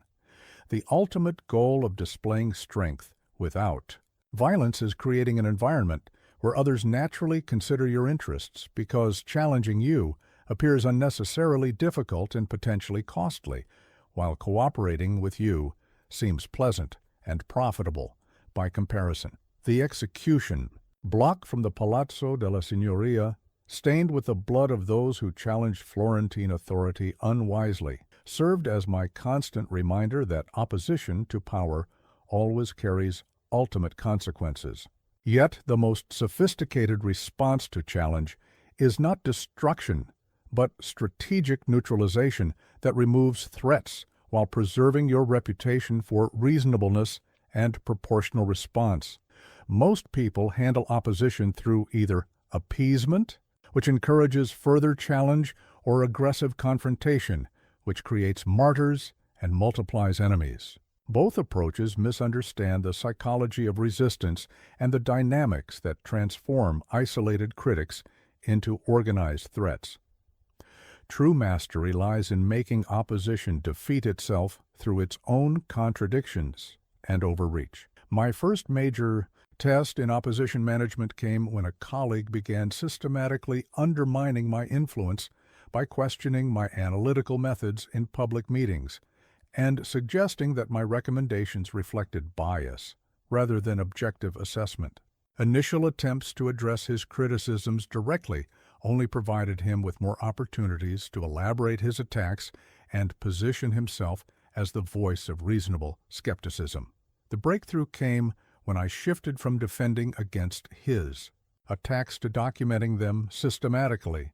Instead of responding emotionally to each criticism, I began tracking patterns in his objections, noting inconsistencies in his logic, and observing how his alternative recommendations performed when implemented. This analytical approach transformed his opposition from a personal challenge into a professional case study. Within several months, the pattern became clear to everyone involved. His criticisms were consistently based on incomplete information. His alternative approaches regularly produced inferior results, and his skepticism was selectively applied only to my work while uncritically accepting inferior analysis from others. I never needed to attack him directly. His own track record made the case against his credibility. This experience taught me the fundamental principle of opposition management. Never interrupt your enemies when they are making mistakes. Most opposition contains the seeds of its own destruction if you allow it to develop naturally rather than creating sympathy through premature or excessive response. The key insight is that opposition often reveals more about the opponent than about you. People who consistently challenge others usually have patterns of behavior that eventually become apparent to careful observers. By documenting these patterns without becoming emotionally invested in immediate retaliation, you can allow others to reach their own conclusions about the opposition's motivations and credibility. I developed a systematic approach to opposition analysis that treated challenges as intelligence-gathering opportunities rather than personal attacks. When someone criticized my work or questioned my judgment, I would carefully note their specific objections, research the accuracy of their claims, and track whether their concerns reflected genuine problems or strategic positioning. This analytical approach served multiple purposes. It prevented emotional reactions that might compromise my professional standing. It often revealed legitimate improvements I could make to my approach, and it created detailed records that would become valuable if the opposition escalated to more serious challenges. The isolation strategy proved particularly effective against opponents who depended on group support for their credibility. Instead of confronting them directly, I would focus on strengthening relationships with their potential allies while highlighting inconsistencies between the opponent's stated concerns and their actual behavior. For example, when someone criticized my work for being too cautious, I would note instances where their own recommendations had led to problems that more careful analysis might have prevented. When they accused me of bias, I would point to cases where I had provided analysis that contradicted my personal preferences but served organizational interests. This approach gradually separated reasonable people who might have been influenced by the opposition's arguments from those who were committed to hostility regardless of evidence. The reasonable people began to see patterns that undermined the opponent's credibility, while the committed opponents often escalated their attacks in ways that revealed their true motivations. Strategic patience is crucial when dealing with persistent opposition. Most challengers expect either immediate confrontation or obvious defensiveness. When you respond with calm professionalism while quietly documenting their behavior, they often increase the aggressiveness of their attacks to provoke the emotional response they expected initially. This escalation usually works against them by making their hostility apparent to observers who might have initially viewed their criticism as legitimate skepticism. As their attacks become more personal or irrational, they begin to appear motivated by jealousy or ambition rather than genuine concern for organizational interests. The timing of response is critical for maximum effectiveness. Premature action allows opponents to position themselves as victims of unfair treatment. Delayed action can be seen as weakness or indecision.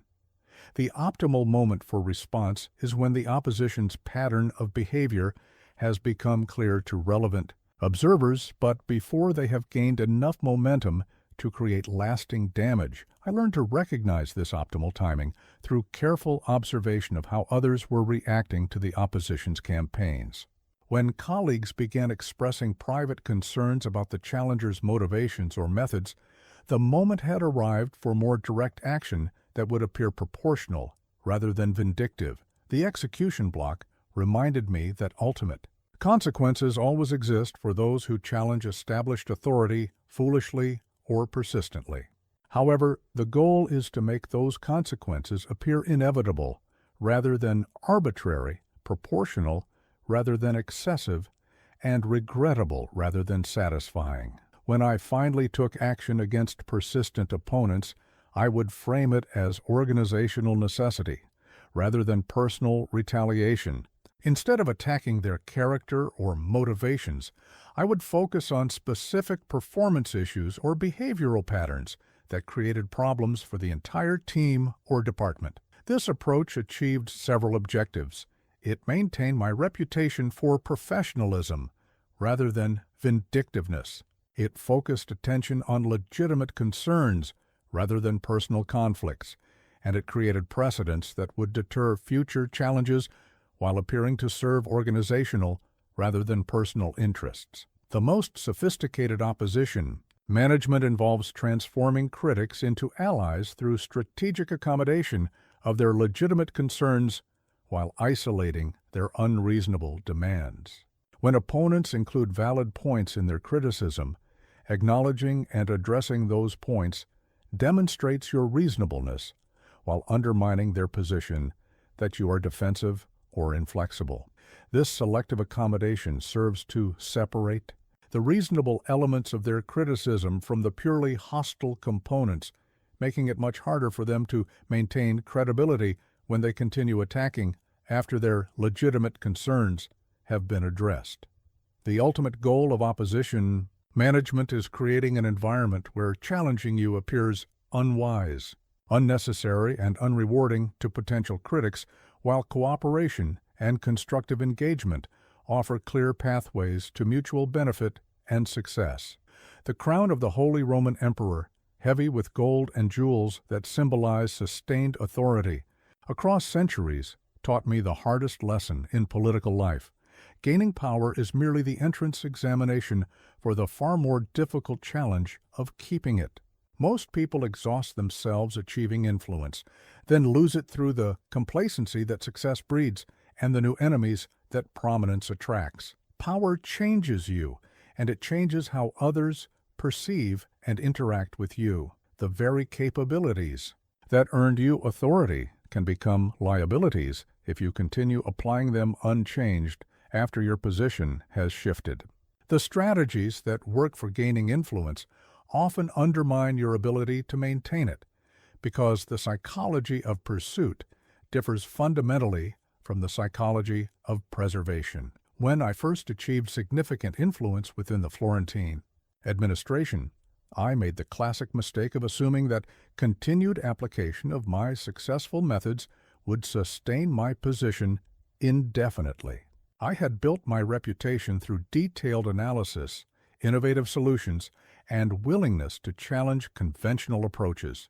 These qualities had distinguished me from colleagues and earned recognition from superiors. But once I achieved prominent position, these same behaviors began creating different reactions. My detailed analysis, which had seemed thorough when I was proving myself, now sometimes appeared pedantic from someone whose competence was already established. My innovative solutions, previously welcomed as fresh thinking, occasionally came across as unnecessarily complex when simpler approaches might suffice. Most significantly, my willingness to challenge conventional wisdom, which had demonstrated independent thinking when I was building credibility, now sometimes appeared as arrogance or disrespect for established authority figures whose support I needed to maintain my position. The recognition of this dynamic forced me to evolve my approach from acquisition mode to maintenance mode. Instead of constantly demonstrating capabilities to earn recognition, I needed to apply those capabilities selectively to preserve relationships while reinforcing my value without appearing threatening to those whose cooperation I required. This transition required developing what I call strategic humility, the ability to continue exercising superior judgment while allowing others to maintain their dignity and sense of contribution. When less experienced colleagues proposed approaches I knew would fail, Instead of immediately correcting them, I began asking questions that guided them toward discovering problems themselves. This shift served multiple purposes. It preserved their self-respect and willingness to seek my guidance. It made my eventual input appear collaborative rather than dismissive. And it reduced the psychological pressure others felt to prove themselves by challenging my recommendations. The maintenance phase also requires constant vigilance against the enemies that success creates. When you achieve prominent position, you automatically become a target for ambitious individuals who see your influence as an obstacle to their own advancement.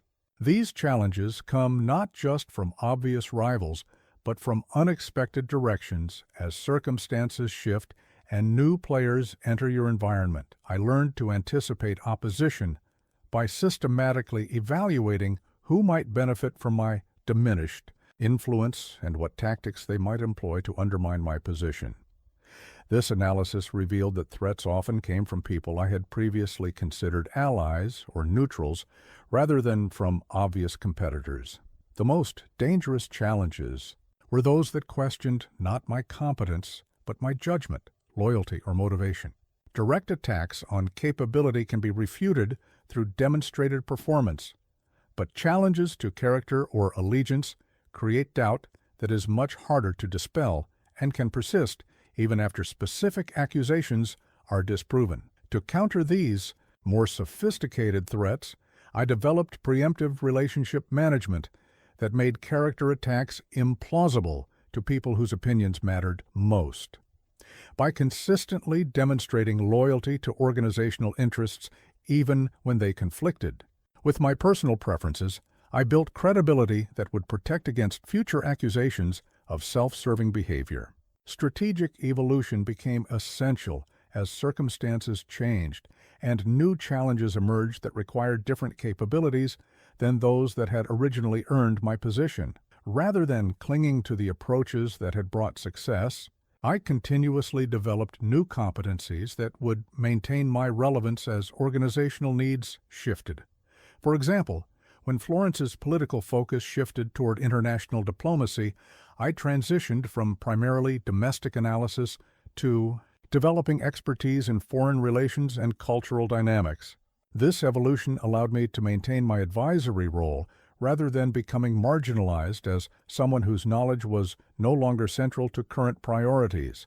But the most crucial aspect of power maintenance is managing the psychological changes that authority creates within yourself. Success can breed overconfidence that leads to careless decisions, isolation that prevents you from recognizing changing dynamics, and entitlement that damages relationships with people whose support you need.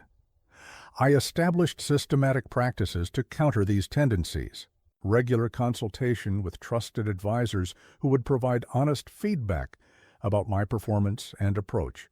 Periodic reassessment of my methods and assumptions to prevent outdated thinking. Deliberate engagement with newer colleagues who could provide fresh perspectives on emerging challenges. The Crown also reminded me that sustained authority requires demonstrating continuing value rather than relying on past achievements.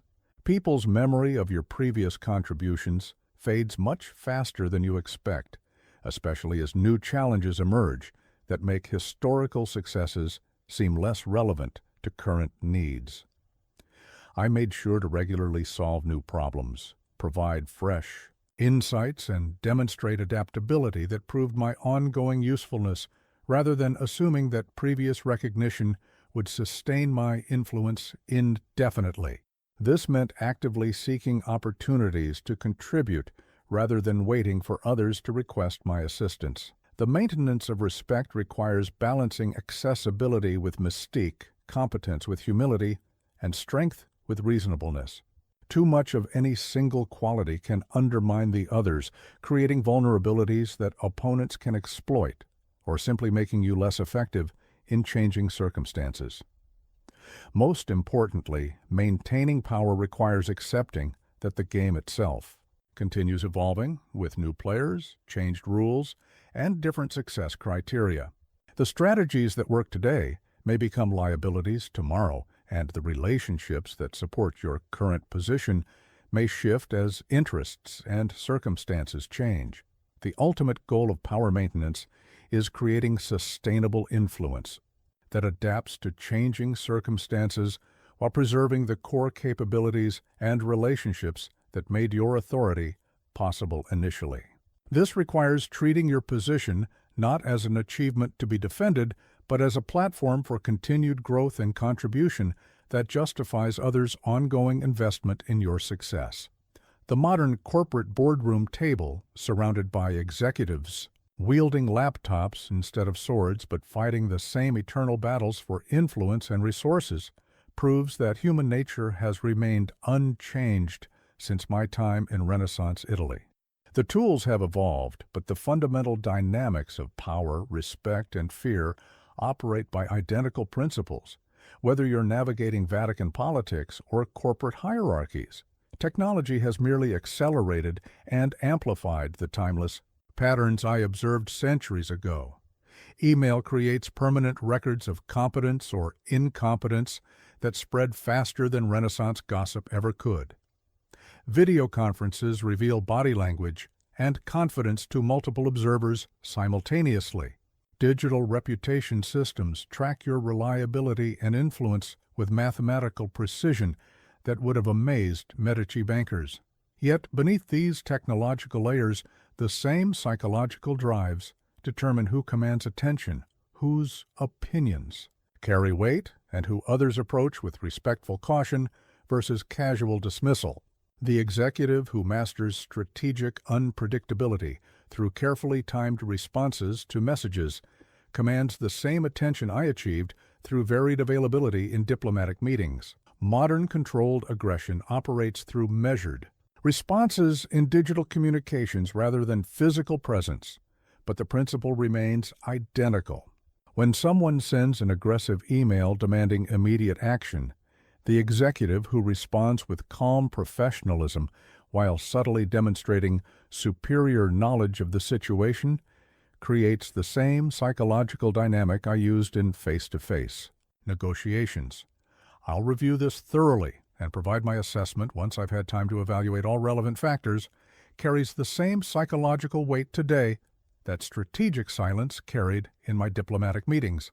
It communicates confidence in your position, refusal to be pressured into hasty decisions, and implied access to information or considerations that the aggressive party may have overlooked. The digital age has actually enhanced opportunities for building personal mystique. LinkedIn profiles that hint at interesting experience without revealing complete details. Casual references to unnamed but obviously important contacts during video calls. Strategic use of industry knowledge that suggests broader networks and deeper insights than others immediately recognize. I observe modern executives building the same favor economies I mastered, but through digital platforms that multiply their reach. The administrator who consistently provides valuable insights in company-wide communications builds reputation capital that compounds across the entire organization. The manager who connects colleagues with useful resources or introductions creates obligation networks that span multiple departments and time zones. Reputation management has become both easier and more challenging in the digital era. Your competence can be documented and shared instantly through successful project outcomes, insightful analysis, and strategic recommendations that prove accurate over time. But negative incidents also spread rapidly and create permanent records that require more sophisticated damage control than the whisper campaigns I countered in Renaissance courts. The modern executive who understands these dynamics systematically cultivates their digital presence the way I managed information flow. About my capabilities, strategic sharing of achievements that demonstrate competence without appearing boastful, thoughtful responses to industry developments that showcase analytical depth, careful curation of professional associations that enhance credibility through proximity to respected figures. Virtual environments have created new opportunities for controlled displays of strength. The executive who remains calm and analytical during crisis video conferences while others show stress creates the same impression of superior capability that physical composure achieved in my diplomatic meetings. The manager who asks probing questions that reveal deeper understanding of problems demonstrates the same analytical dominance I achieved through strategic interrogation. But digital communications also require new forms of calibration. The lack of physical presence means that subtle intimidation must be achieved through word choice, response timing, and information management, rather than body language and vocal tone. The executive who responds to aggressive demands with questions that reveal the inadequacy of the other party's preparation achieves psychological dominance through intellectual rather than physical means. Modern opposition management often involves dealing with challenges that spread through digital networks faster than traditional gossip. But the same principles apply. Document patterns of behavior, allow opponents to reveal their motivations through their actions, and respond at optimal timing when their credibility has been undermined by their own overreach. The executive-facing, systematic undermining through email campaigns or social media criticism can apply my approach of treating opposition as intelligence-gathering opportunities. Track inconsistencies in their arguments, note when their alternative recommendations fail, and allow others to observe patterns that reveal ulterior motives behind apparently reasonable concerns. Strategic relationship building in digital environments requires the same careful selection I practiced with Renaissance political figures. The manager who associates with high-performing teams contributes to successful initiatives and builds relationships with rising stars. Applies my proximity politics principles through virtual collaboration rather than physical court presence. Moderns. Executives must also navigate the challenge of maintaining influence in environments where traditional hierarchies are less rigid, but informal influence networks are more complex. The ability to command respect without formal authority becomes even more crucial when success depends on matrix relationships, cross-functional collaboration, and influence across organizational boundaries. The psychological dynamics I mastered, fear, properly calibrated to create respect, unpredictability that maintains others' attention, emotional distance that increases perceived strength, operate identically in virtual team meetings, email negotiations, and digital project management platforms. Most significantly, the modern workplace rewards the same combination of competence and strategic relationship management that I developed in Renaissance administration. Technical expertise without political sophistication still leads to being overlooked for advancement. Political skills without substantive capability still eventually result in exposure and marginalization. The executives who achieve sustained influence in today's corporate environment are those who understand that human psychology operates by the same principles, whether the stakes involve city-state survival or quarterly earnings targets. They build networks of obligation through strategic assistance, maintain mystique through selective information sharing, and establish authority through demonstrated capability combined with calculated displays of strength. The boardroom table reminds me daily that while communication tools have evolved dramatically, the fundamental challenge of commanding both fear and respect among ambitious, intelligent people remains exactly what I faced in Florence 5 centuries ago.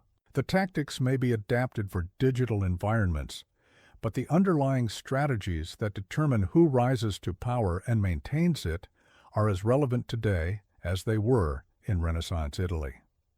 The mirror from my study reflects not just your physical appearance, but your potential transformation into someone who commands both fear and respect in any environment where influence determines outcomes.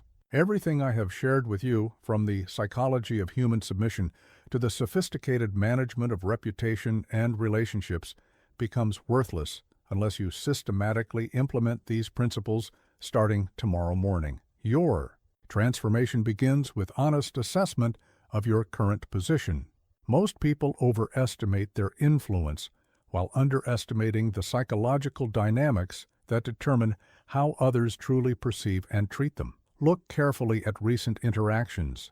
Do people seek your opinion before making decisions or inform you of conclusions they've already reached? Do they adjust their schedules to accommodate your availability or expect you to adapt to their preferences? Do they approach you with careful consideration of your interests or make requests that assume your automatic compliance? These patterns reveal your actual influence more accurately than your formal title or stated responsibilities. If you discover that others take your cooperation for granted, interrupt your contributions, or dismiss your perspective without serious consideration, your transformation must begin with systematic boundary establishment that forces them to treat you more respectfully. The first week of your transformation should focus on strategic unpredictability. Identify 3 situations where your responses have become so predictable that others no longer invest effort in maintaining your favorable regard. Begin introducing controlled variation in your availability, responsiveness, and level of accommodation. When someone approaches you with routine requests, pause thoughtfully and respond with phrases like, "Let me consider whether this aligns with my current priorities," instead of immediately agreeing. This simple change creates psychological uncertainty that forces others to think more carefully about how they approach you. They must now consider what factors might influence your decision rather than assuming automatic cooperation. This increased mental investment in your response naturally leads to more respectful treatment of your time and perspective. Week 2 should focus on building your personal mystique through strategic information management. Instead of sharing everything you know immediately, begin revealing competence gradually and deliberately.